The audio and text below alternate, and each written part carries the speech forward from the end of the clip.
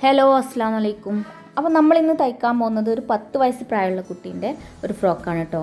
ഒരു നെറ്റിൻ്റെ full length ഉള്ള ഫ്രോക്കാണ്. അപ്പോൾ അതിന് വേണ്ടിയിട്ട് മെറ്റീരിയൽ നെറ്റ് വേണം, 5 മീറ്റർ നെറ്റ് വേണം കേട്ടോ. അപ്പോൾ നമ്മൾക്ക് ഈ ഉടുപ്പ് തയ്ക്കാൻ വേണ്ടിയിട്ട് 5 മീറ്റർ നെറ്റ് കൊടുത്തിട്ടുണ്ട്. ഒരു പ്രിൻ്റുള്ള നെറ്റാണ് കേട്ടോ. പിന്നെ അതിൻ്റെ ലൈനിങ് 3 മീറ്ററാണ്. അപ്പോൾ നമുക്ക് ആദ്യം തന്നെ ബോഡി പാർട്ട് അളവെടുക്കുക. 13.5 ഇഞ്ച് ലെങ്ത്തിലാണ് അളവെടുക്കുന്നത്, അങ്ങനെ അടയാളപ്പെടുത്തുന്നുണ്ട്. പിന്നെ ആ എല്ലാ സൈഡും 13.5 ആക്കിയിട്ട് മാർക്ക് ചെയ്യണം. നമ്മൾ ഈ ബാക്കിൽ സിബ് ഇടാനായിട്ട് 1 ഇഞ്ച് എക്സ്ട്രാ ഫ്രണ്ടിലേക്ക് ഇങ്ങനെ എടുത്തിട്ടുണ്ട് കേട്ടോ. ഞാൻ കാണിച്ചു തരാം. എന്നാൽ നമ്മൾ ആ 13.5 ഇഞ്ച് ലെങ്ത്തിലൊന്ന് ആദ്യം കട്ട് ചെയ്തെടുക്കുകയാണ്. നമുക്ക് ബാക്കിയുള്ള അളവൊക്കെ എങ്ങനെയെന്ന് പറഞ്ഞുതരാം. അപ്പോൾ കണ്ടോ, ഈ ഫ്രണ്ടിലത്തത് ഇങ്ങനെ മടക്കി വെച്ച ഭാഗവും മറ്റേത് ഓപ്പണിംഗ് ഉള്ള ഭാഗമാണ് കേട്ടോ.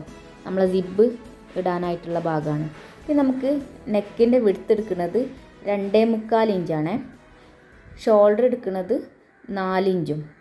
അപ്പോൾ ഈ കോളറുള്ള നെക്കായതുകൊണ്ടാണ് കേട്ടോ അങ്ങനെ എടുക്കുന്നത്. പിന്നെ കൈക്കുഴി എടുക്കുന്നത് 6 ഇഞ്ച് കേട്ടോ. പിന്നെ നമ്മളെ ചെസ്റ്റ് എടുക്കുന്നത് 9.5 ഇഞ്ച്. അപ്പം മറ്റേ ഭാഗം സിബിനായിട്ട് എക്സ്ട്രാ പോകുന്നുണ്ട്. നമ്മൾ ആ നെക്കിൻ്റെ സെൻറ്റർ പോർഷൻ നോക്കിയാൽ മതി. അങ്ങനെ നോക്കുമ്പോൾ 9.5 ഇഞ്ചിൽ.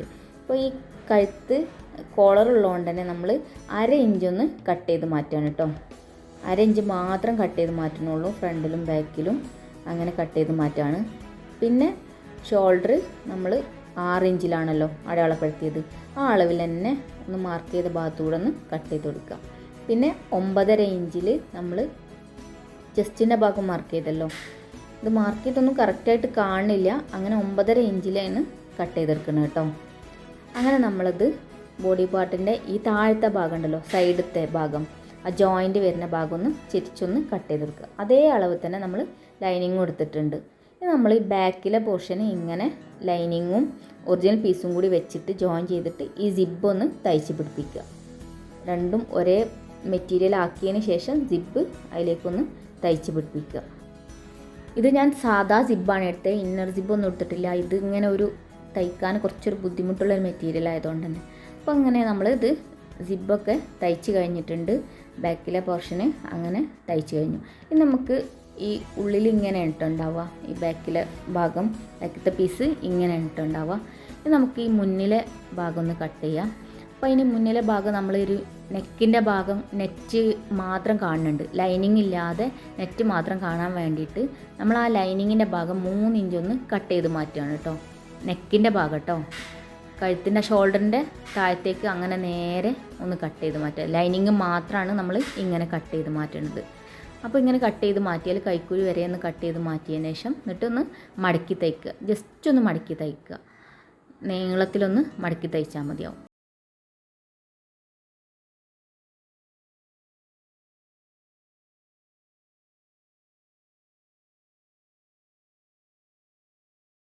ആ കര മാത്രം തയ്ച്ച് കഴിഞ്ഞു. ഇനി നമ്മൾ ഈ നെറ്റിൻ്റെ ഭാഗം ഉണ്ടല്ലോ, നല്ല ഭാഗം മാത്രം മേലെ വെച്ചിട്ട് ഈ ജസ്റ്റ് ഒന്ന് ജോയിൻ ചെയ്ത് കൊടുക്കുക. എന്നിട്ട് നമ്മൾ ഷോൾഡറൊക്കെ ഒന്ന് തയ്ച്ചെടുക്കുക. 2 ഷോൾഡറും ബാക്കിൽ സിബ് വെച്ചില്ലേ, ആ ഭാഗം കൂടി ഷോൾഡറിനൊന്ന് ജോയിൻ ചെയ്ത് കൊടുക്കുക. നമുക്ക് അടുത്ത് വേണ്ടത് സ്കേർട്ടിൻ്റെ ഭാഗമാണ്. നമുക്ക് ഞെറിവിടാനുള്ള ഭാഗം 37.5 ഇഞ്ച് ലെങ്ത്തിൽ കട്ട് ചെയ്തെടുക്കുന്നുണ്ട് കേട്ടോ. അപ്പം അങ്ങനെ ആ അളവിൽ നീളത്തിലൊന്ന് കട്ട് ചെയ്തെടുക്കുക.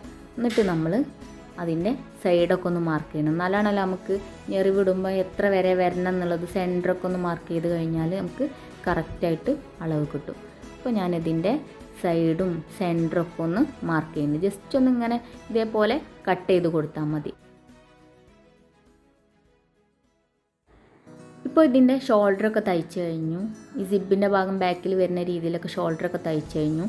ഇനി നമുക്ക് ഈ ഞെറിവൊന്ന് ഇതിന്മേൽ സ്റ്റിച്ച് ചെയ്ത് കൊടുക്കാം.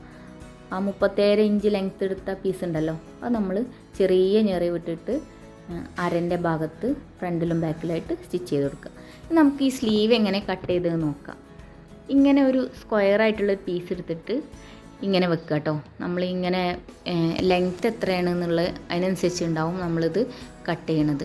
അപ്പോൾ ഈ സ്ക്വയറായിട്ട് കിട്ടണം നമുക്ക് ഈ പീസ്. കണ്ടോ, ഇങ്ങനെ വരുമ്പോൾ 11 ഉണ്ട്, ഇങ്ങോട്ടും 11, 11.5 വരുന്ന രീതിയിൽ സ്ക്വയറായിട്ട് എടുത്തതിന് ശേഷം നമ്മളൊരു അംബ്രല്ല പോലെ, അതായത് റൗണ്ടിൽ വരുന്ന രീതിയിൽ കട്ട് ചെയ്യുക. ഇതൊരു ബട്ടർഫ്ലൈ സ്ലീവാണ് കേട്ടോ. അപ്പോൾ അംബ്രല്ല കട്ടിങ്ങൊക്കെ വരുന്ന പോലെ അങ്ങനെയാണ് ഇത് ഈ സ്ലീവ് കട്ട് ചെയ്തെടുത്തത്. അങ്ങനെ നമ്മളിത് 2 ലെയറായിട്ടാണ് ഈ സ്ലീവ്. അപ്പോൾ ഈ സ്ലീവ് തയ്ക്കണമൊന്നും കാണിക്കണില്ല, അതാ വീഡിയോൻ്റെ ലെങ്ത്ത് കൂടും വിചാരിച്ചിട്ടാണ് സ്ലീവ് തയ്ക്കണത് കാണിക്കാത്തത് കേട്ടോ. നമുക്ക് വേറൊരു വീഡിയോ ആയിട്ട് സ്ലീവ് മാത്രം കാണിക്കാം കേട്ടോ. അപ്പോൾ നമ്മളെ നെക്കൊക്കെ ഇങ്ങനെയാണ് ഇട്ടുണ്ടാവുക. ഇനി ഈ ഫ്രണ്ടത്തെ ഭാഗം ഇങ്ങനെയാണ് ഇട്ടുണ്ടാവുക. നമുക്ക് ഇതിൻ്റെ ഉള്ളിൽ നോക്കിയാൽ, സ്റ്റിച്ച് ചെയ്ത് നോക്കിയാൽ ഇങ്ങനെയാണ് ഇട്ടുണ്ടാവുക.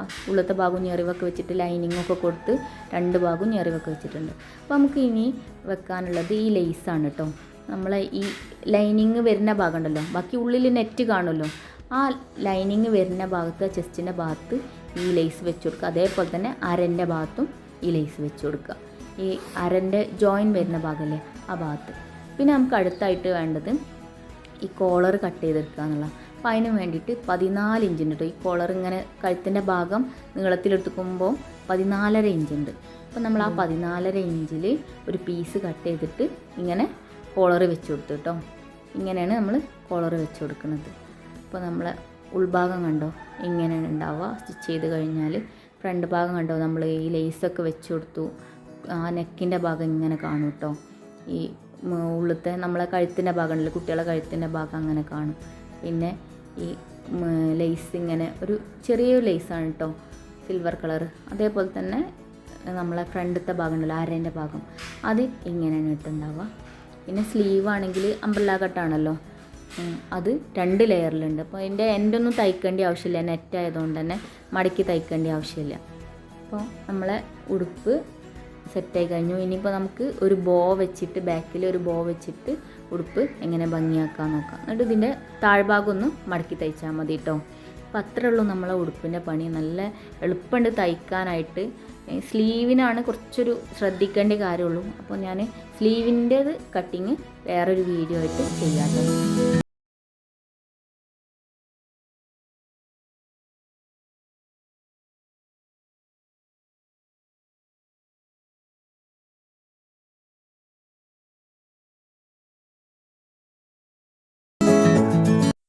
അങ്ങനെ നമ്മളെ ഉടുപ്പ് എല്ലാ വർക്കും കഴിഞ്ഞിട്ടുണ്ട്. അതിൻ്റെ ബോ ഒക്കെ വെച്ച് തുന്നിയിട്ടുണ്ട്. നമ്മളെ ഉടുപ്പ് നല്ല എളുപ്പത്തിൽ സ്റ്റിച്ച് ചെയ്യാൻ പറ്റിയ ഉടുപ്പാണ്. നിങ്ങൾക്ക് എല്ലാവർക്കും എൻ്റെ വീഡിയോ യൂസ്ഫുള്ളായി എന്ന് വിചാരിക്കുന്നു. യൂസ്ഫുൾ ആയാണെങ്കിൽ നിങ്ങൾ നിങ്ങളെ ഫാമിലിക്കോ ഫ്രണ്ട്സിനൊക്കെ ഒന്ന് ഷെയർ ചെയ്ത് കൊടുത്തിട്ട് സപ്പോർട്ട് ചെയ്യാം കേട്ടോ. അപ്പോൾ നിങ്ങൾക്ക് ഇഷ്ടപ്പെട്ടു എന്ന് വിചാരിക്കുന്നു. ഇഷ്ടപ്പെട്ടാൽ ഒന്ന് ലൈക്ക് ചെയ്യുക. പിന്നെ ഫ്രണ്ട്സിനോ ഫാമിലിക്കൊക്കെ ഒന്ന് ഷെയർ ചെയ്ത് കൊടുത്തിട്ട് സപ്പോർട്ടും ചെയ്യാം കേട്ടോ. അപ്പോൾ ഇൻഷാ അല്ലാഹ് നെക്സ്റ്റ് വീഡിയോയിൽ കാണാം.